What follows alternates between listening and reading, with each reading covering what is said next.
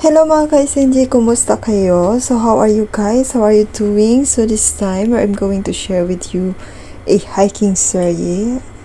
So it's hiking again guys.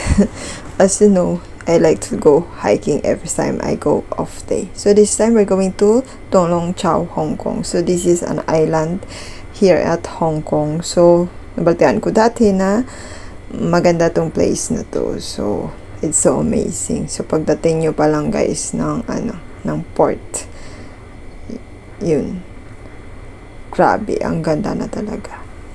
So syempre nakigulo ako dito. So actually hindi ako nag-camping. So nakigulo lang ako sa mga friend ko dito. So like Ate Chen, thank you, and Ate Feli, thank you so much. So kay Ate Feli yung mga utensils na yan. So I love seafoods. So as you can see, I love this prawn. So kahit may yan mamaya, may kating-kati tayo dyan mamaya. So pero kakain pa rin ako. Foodie is lifer. Ganun yun. So itong prawn guys ay fresh prawn. Tapos may lutuan kasi sina ate. So niluto nila. Actually thank you to Ate Chen. Shout out to Ate Chen. Siya ang nagluto niyan. So thank you so much. At dahil dito, napag-isipan ko kasi dati ko pa ito narinig tong Tung Lung Chau. Na ba tong Tung Lung Chau na to? So hindi namin to siya naikot, yung place na to. Pero sobrang ganda niya, as in. So sa bungad pa lang ako nito, hindi pa siya doon sa taas or naikot yung place na to. Pero hopefully mabalikan natin to. So, pwede din to siya puntahan summer. So, ayun. So, balik tayo dito. So, syempre, hindi ako nagpapaalam. Usually, magpapaalam ako pag kinikuha ko yung gamit ni ate dyan. Nakasabit lang kasi. So, thank you so much to ate. So, ngayon, inautusan pa tuloy ako. Hugasan mo yung pinagkainan. So, syempre, mabait tayo guys. Hugasan natin yan. And then, sa baba ng camping site, ito yung makikita nyo. Sa Tung Lung Chau ito guys. Sanayin sa Tung Lung Chau, Hong Kong. So ito yung waves dito na sobrang ganda. So pwede kayong magmuni-muni gaya ng pinaggagawa ko. So hindi talaga ako nagsasawa guys sa waves. As in, I love waves. I love mountain. I love the scenery, greenery, and everything about nature. So nakakatuwa, nakaka-refresh ng mind, nakaka-change ng mood. And this is my happiness actually. So as a OFW, so iba-iba naman kami ng mooding twist. So iba mas gusto pang tumambay at magpahinga. Pero may times talaga kasi ako din gusto ko lang mag-isa sa room. Gusto ko lang matulog. So may ganun akong mood.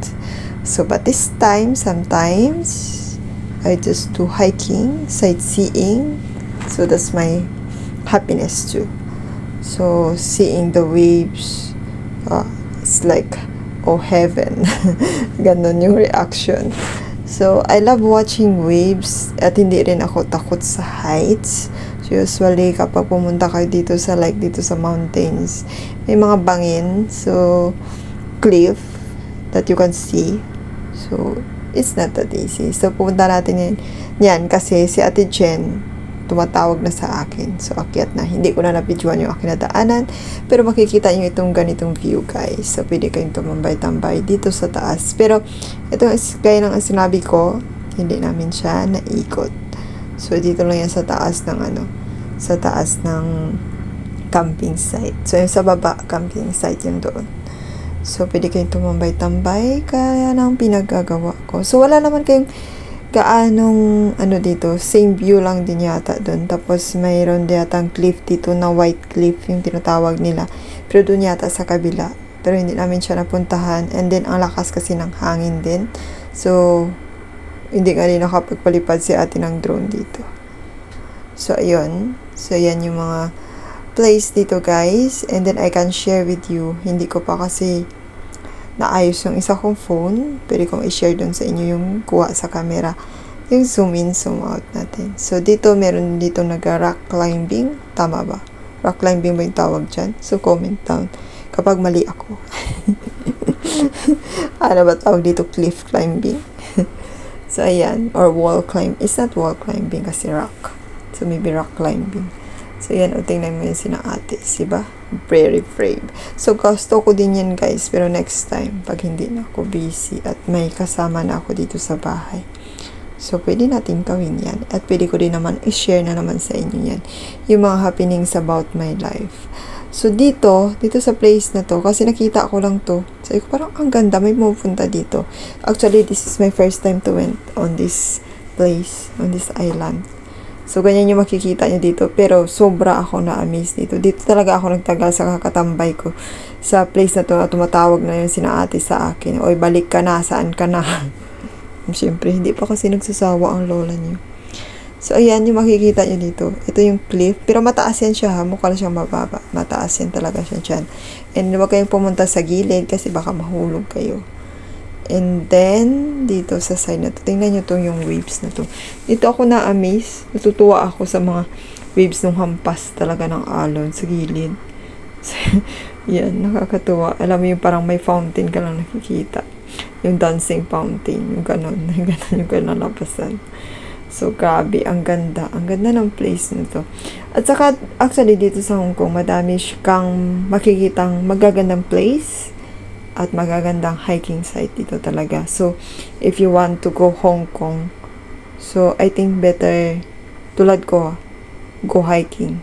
Hiking kasi yung pinaka-ano dito. And then, ano lang naman dito yung Big Buddha, yung pinakamaganda. At saka yung, syempre, yung Disneyland nila. Yun lang yung maganda dito. Pero, the best talaga yung hiking, nila dito, hiking site. Tapos, yung mga island, magaganda. And, sa mga gustong pumunta ng Hong Kong, sa mga, madaming nagtatanong sa akin, ano maganda sa Hong Kong. So, syempre, ang sinasabi ko is hiking. Kasi, hindi naman sa kino-compare ko yung dating country na napuntahan ko. Pero, mas better dito yung hiking. And then, sa SG kasi, kung gusto mo naman ng luxury ng tingan, SG yun. So, Hong Kong, ganun din naman siya, pero very rare kasi hindi siya same ng SG. Iba din dito. Pero mas favorite ko dito yung hiking site. Hiking site nila, itong place na to. So, napaka-peaceful and beautiful ang place na to. So, dito talaga ako, wow. Di po, nagtambay-tambay pa ako dito, guys. Kasi, I'm just watching the waves. Nagmuni-muni. So, gusto ko, usually, kung nag-go ako hiking, mas masarap yung magmuni-muni.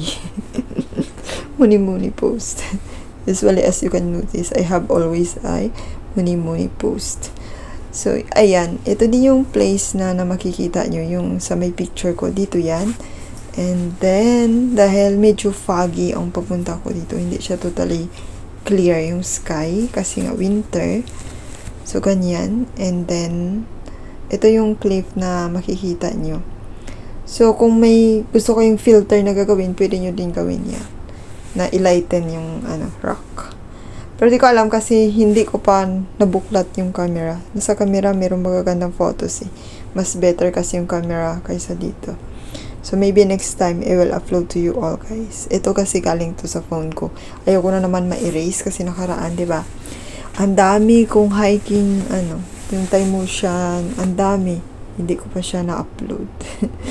And totally deleted dahil dito sa phone ko na tong buwang. So, yun, back tayo dito sa view na to. So, dito, kapag gusto nyo dito magpanood ng dancing waves, ito bagay sa inyo. So, ganyan yung mga gawain ko dito. And then, kung gusto mo naman ng camping, dito rin. Dito yung Tung Lung Chau kasi malapit siya sa pier. Malapit siya sa pier. Kasi pagbaba nyo, aakyat ng unti. At saka maano siya. Hindi siya tulad sa ibang hiking site na medyo malayo-layo yung lakarin nyo. So, usually, madami tao dito sa Tung Lung Chau. Hindi lang talaga ako nag-video dyan.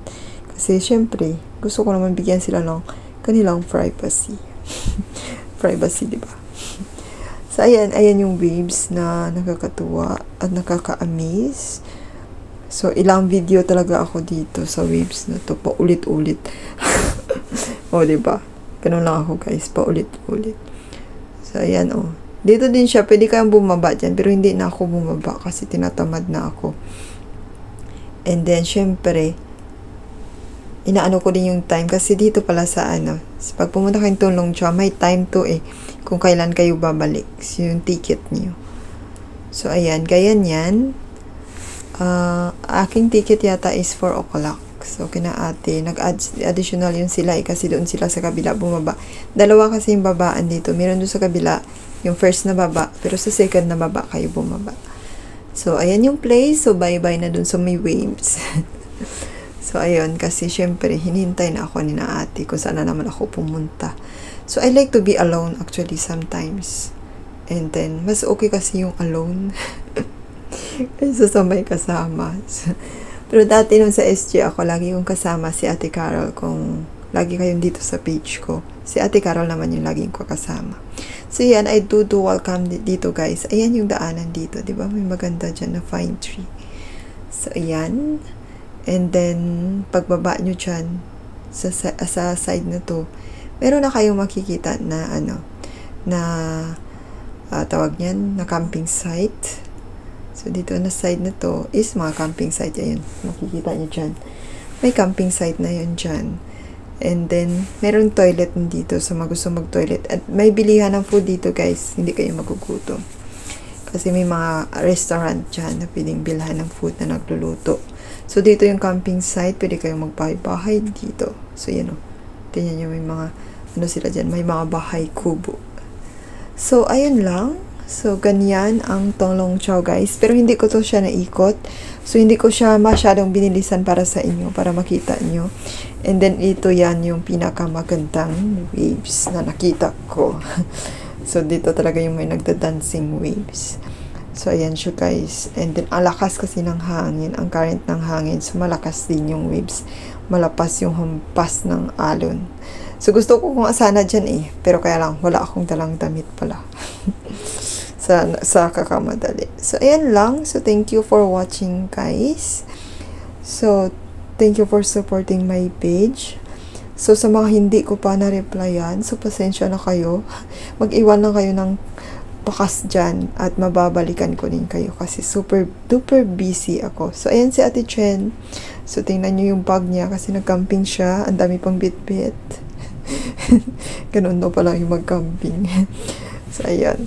So, thank you for watching, guys. Please don't forget to like, comment, and share if nagustuhan nyo itong video. God bless you and take care always. Please respect each other and be kind always.